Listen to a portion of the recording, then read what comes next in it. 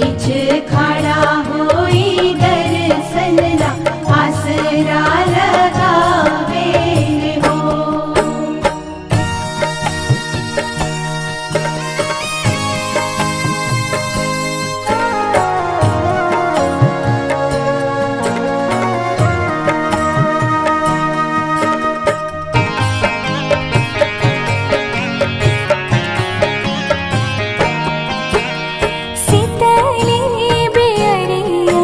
शीतल तुझे पनिया कब देव देवता तू आके दर्शनिया।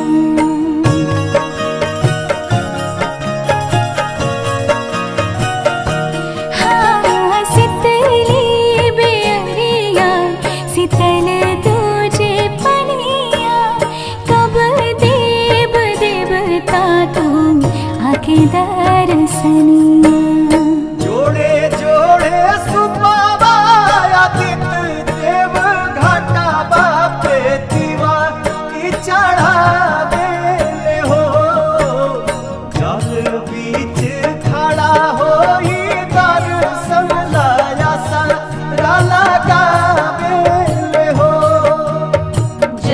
बीच खड़ा होई दर्शन ला आसरा लगावे हो।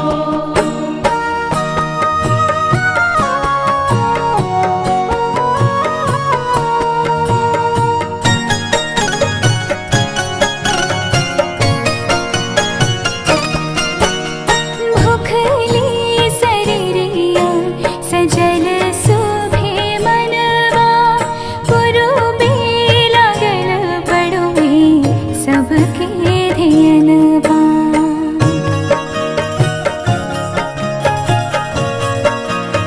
हाँ भूखली शरीरिया सजल सुभे मनवा पुरुबे लागल बड़ुए सबके ध्यानवा।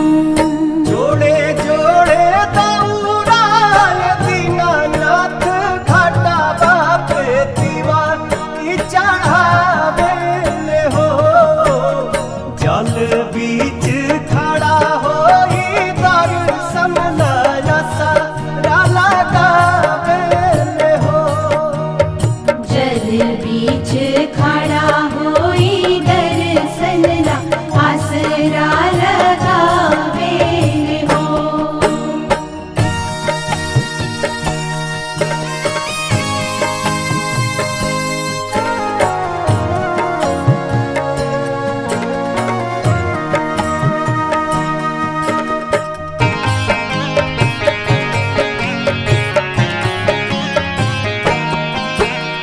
विनया बिहारी लिखले माई के भजनवा गावेली पलक बेटी धई के ध्यानवा।